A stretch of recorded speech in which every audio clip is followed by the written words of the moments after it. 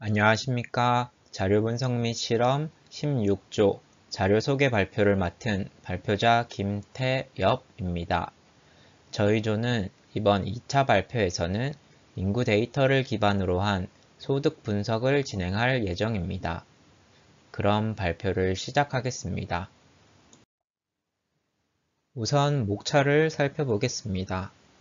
첫 번째로 주제 소개 부분입니다. 주제 소개에서는 분석 목표 정도만 살펴보고 넘어가겠습니다. 두 번째는 분석 자료 소개입니다.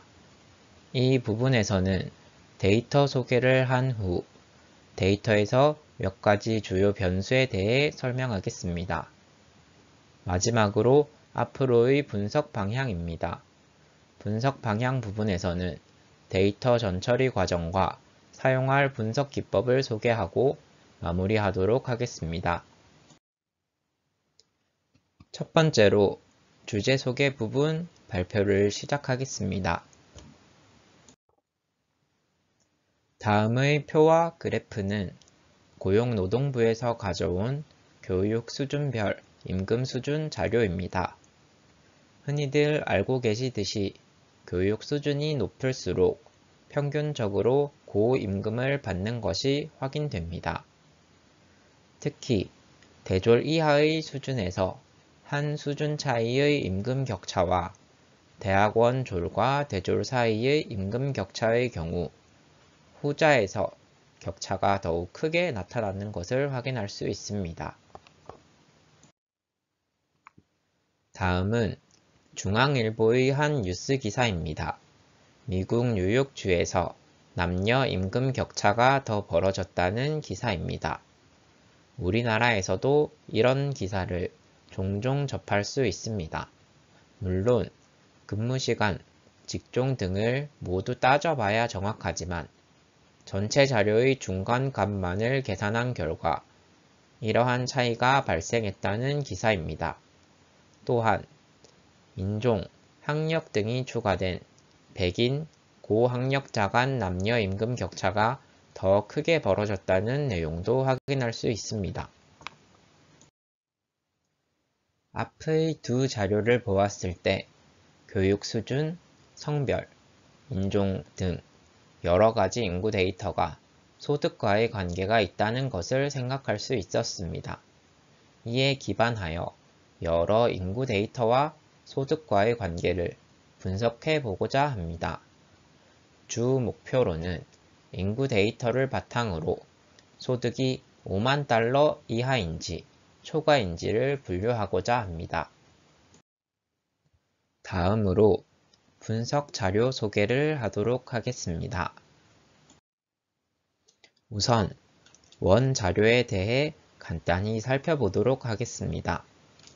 자료는 데이콘에서 가져왔으며 나이, 직종, 교육 수준, 결혼 상태 등 소득과 관련 있어 보이는 총 10가지 이상의 많은 설명 변수와 종속 변수인 소득으로 구성되어 있습니다. 트레이닝 데이터는 17,480행, 테스트 데이터는 15,081행으로 구성되어 있습니다. 다음으로 전체 변수가 10개가 넘어 절반 정도로 주요 변수 몇 가지를 소개하도록 하겠습니다. 첫 번째로 age, 나이 변수입니다. 수치형으로 나타나 있으며 최소값이 17세, 최대값이 90세, 중앙값이 37세로 나타났습니다. 참고할 만한 사항은 중앙값과 평균 모두 40세 이하로 전체 자료 중 40대 이하가 1232개로 약 60%를 차지하고 있습니다. 우측의 히스토그램을 보아도 좌측으로 몰려 오른쪽으로 꼬리가 길게 나타내는 것을 볼 수 있습니다. 다음은 교육 수준 변수입니다. 다음과 같이 범주형 변수로 나타나고 있으며 대학 입학은 했으나 졸업하지 않은 경우, 고등학교 졸업 등 총 16가지 범주가 나타나고 있습니다. 고등학교 졸업이 가장 많은 비율을 차지하고 있으며 가장 많은 3가지 범주, 고등학교 졸업, 대학 입학은 했으나 졸업하지 않은 경우, 대학 학사 졸업의 3가지 범주가 전체의 70% 이상을 차지하는 것으로 나타났습니다. 결혼 상태 변수입니다. 범주형 변수이며 기혼, 독신주의 등 총 7가지 범주로 나타나고 있습니다.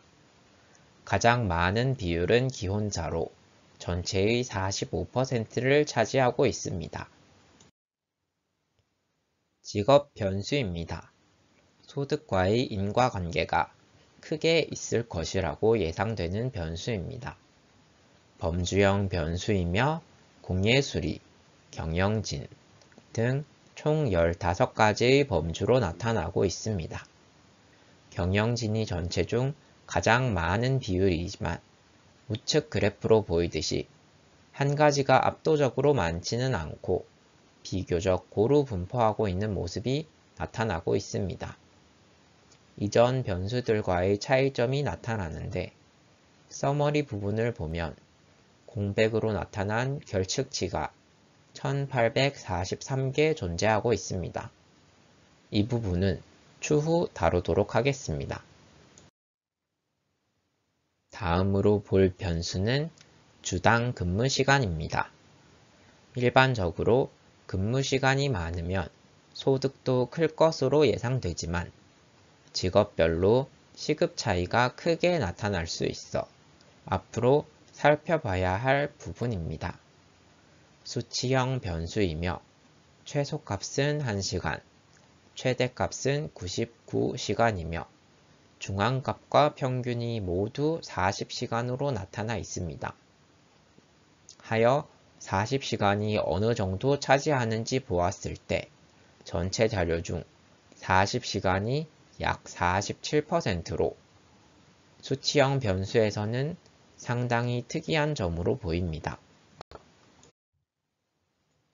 마지막으로 종속 변수인 소득을 살펴보겠습니다. 수치형 변수이며 소득이 5만 달러 초과인 경우 1, 이하일 경우 0으로 나타나며 평균이 0.2349로 전체 중 약 23.5%만이 소득이 5만 달러를 초과한다는 것을 알 수 있습니다. 마지막으로 앞으로의 분석 방향에 대해 살펴본 후 발표를 마무리하도록 하겠습니다. 우선 데이터 전처리 과정입니다.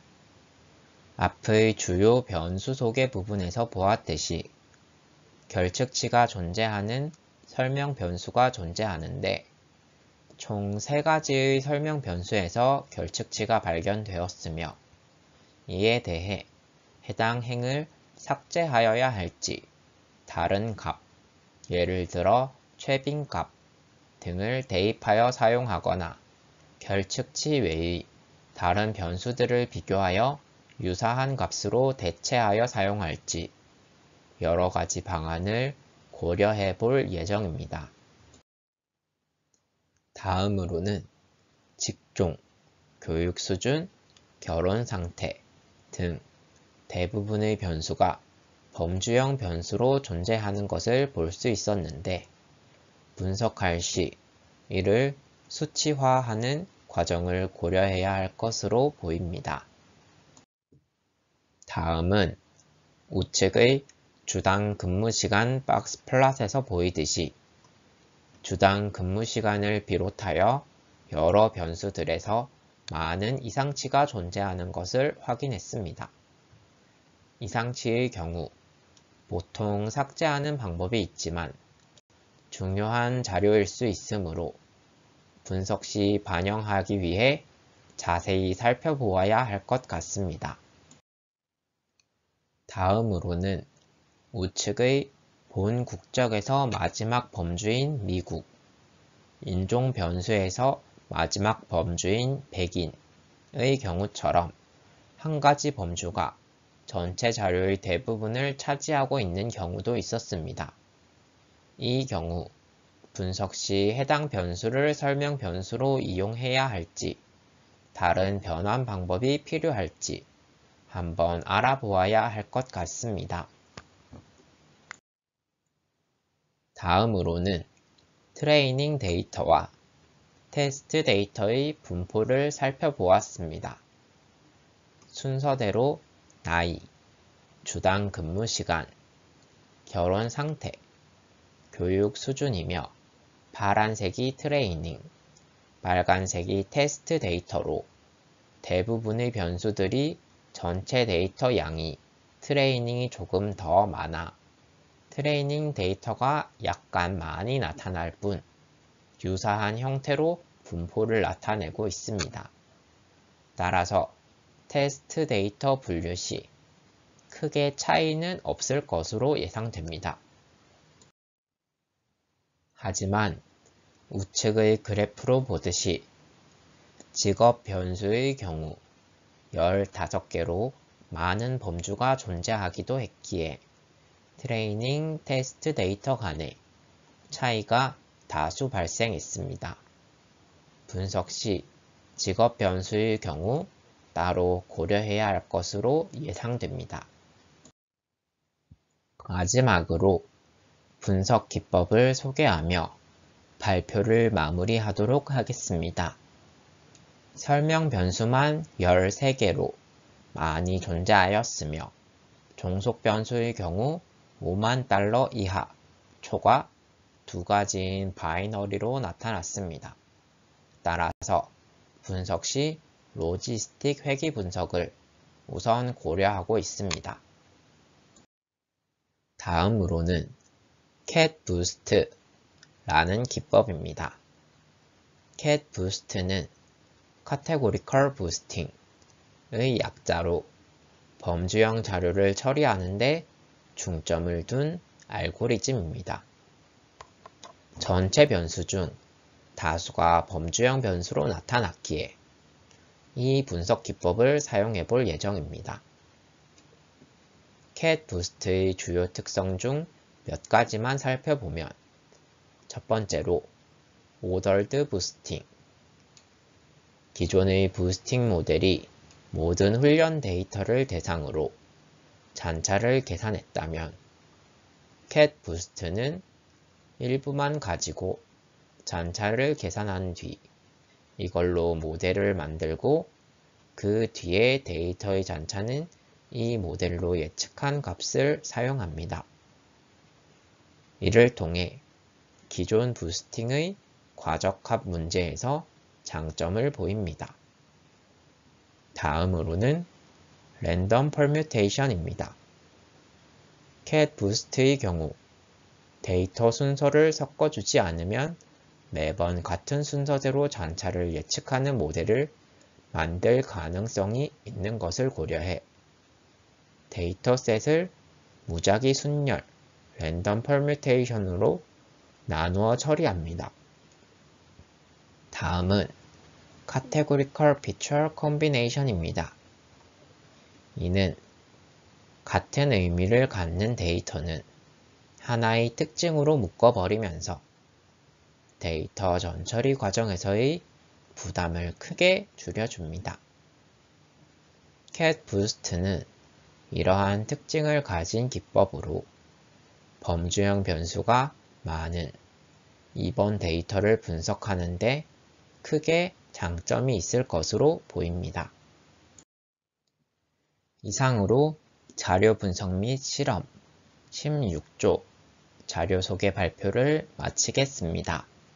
감사합니다.